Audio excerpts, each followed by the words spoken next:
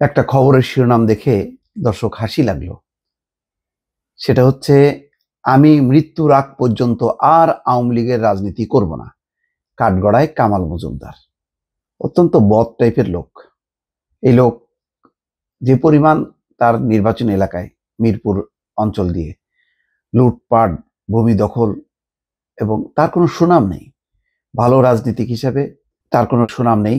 তিনি দুর্নীতিমুক্ত লোক, এটা কেউ বলবেন না, বরং দখলদার, খারাপ লোক, অত্যাচারী লোক হিসাবেই মানুষ তাকে জানে। সেই লোক এখন বলতেছে যে আমি আর আওয়ামী লীগের রাজনীতি করব না।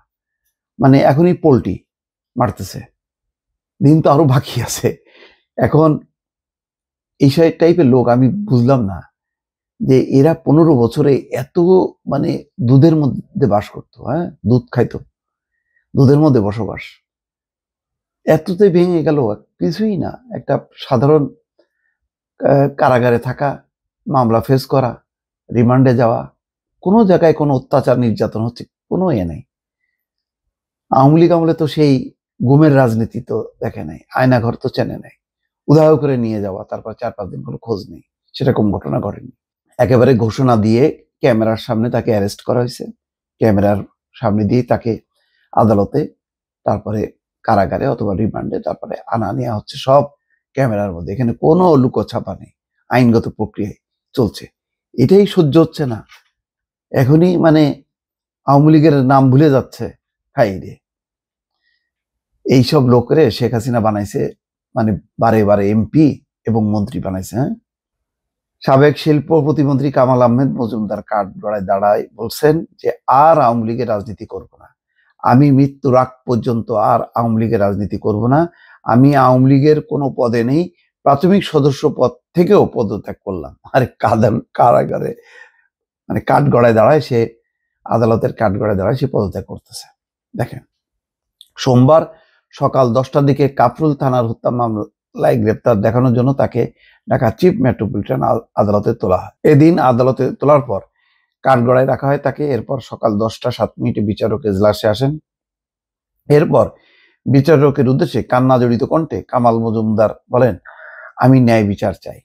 তিনি বলেন, আমার 76 বছর বয়স, আমি ডায়াবেটিক্সের রোগী, চোখের 70%ই নষ্ট হয়ে গেছে, আমার পরিবার সম্পর্কে কোনো খোঁজ খবর নিতে পারছি না, তাদের সঙ্গে দেখা করতে দেওয়া হচ্ছে না। আপনার কাছে আমার আবেদন, আপনার কাছে সুবিচার চাই। একের পর এক মামলা দিয়ে আমাকে অত্যাচার করা হচ্ছে। এখন নাতি নাতনিদের নিয়ে খেলা করার সময়, কিন্তু জেলখানায় অত্যাচার করা হচ্ছে। এখন আল্লাহকে ডাকা ছাড়া আর কোনো উপায় নেই। কারা কর্তৃপক্ষ আমাকে ডিজিটাল কোরআন ও ডায়াবেটিক্স মাপার যন্ত্র দিচ্ছে না। আমাকে ডিজিটাল কোরআন, ডায়াবেটিক্সের ওষুধ ও ডায়াবেটিক্সের মাপার যন্ত্র দেওয়া হোক। এই রে, কি আবদার! হ্যাঁ, এরপর শুরু হয় আসামিদের গ্রেপ্তার দেখানোর আবেদন উপর শুনানি। এ সময় বৈষম্য বিরোধী ছাত্র আন্দোলনের কেন্দ্রিক কাফরুল থানার এক হত্যা মামলায় শেখ হাসিনার সাবেক উপদেষ্টা সালমান এফ রহমান, তারপরে সাবেক শিল্পমন্ত্রী প্রতিমন্ত্রী কামাল আহমেদ মজুমদার সহ 6 জনকে গ্রেপ্তার দেখানোর আবেদন মঞ্জুর করেন আদালত। গ্রেপ্তার দেখানো অন্যরা হলেন আনিসুল হক, তারপরে অ্যাডভোকেট কামরুল ইসলাম, পুলিশের সাবেক আইজিপি চৌধুরী আব্দুল আল মামুন, সাবেক IGP A K M Shahidul Haque. ঢাকার ম্যাজিস্ট্রেট পার্থ ভদ্র তাদের গ্রেপ্তার দেখানোর আদেশ দেন। পরে কাঠগড়া থেকে নামার সময় কামাল আহমেদ মজুমদার সাংবাদিকদের উদ্দেশ্য করে বলেন, রাজনীতি থেকে একেবারে অব্যাহতি, আওয়ামী লীগের সাধারণ সদস্য পদ থেকে অব্যাহতি। আমার দলীয় কোনো পদ নেই, 76 বছর বয়সে রাজনীতি করা যায় না। আমরা চাই নতুন নেতৃত্ব আসুক, এরপর তাকে সহ অন্য আসামিদের সিএমএম আদালতের হাজতখানা প্রবেশ করানো হয়। গত 19 অক্টোবর রাত 12:30টার দিকে রাজধানীর গুলশানের একটি বাসা থেকে কামাল আহমেদ মজুমদারকে গ্রেপ্তার করা হয়। এখনই উনাদের এই পরিণতি, এখনই কি হয়েছে? এইরকম ইমান নিয়ে এরা রাজনীতি করতো, হ্যাঁ, দুধের সর খাইতো বসে বসে, এখন আব্বা আব্বা শুরু করে দিছে। আসল তো দেখে নাই। দরকার ছিল শেখ হাসিনার পতনের পর শেখ হাসিনার মতন একটা শাসন ব্যবস্থা প্রতিষ্ঠা করা, যেখানে থাকবে গুম, খুন, অত্যাচার, ক্রস ফায়ার, এনকাউন্টার, এইসব। তাহলে বুঝতো যে কত ধানে কত চাল।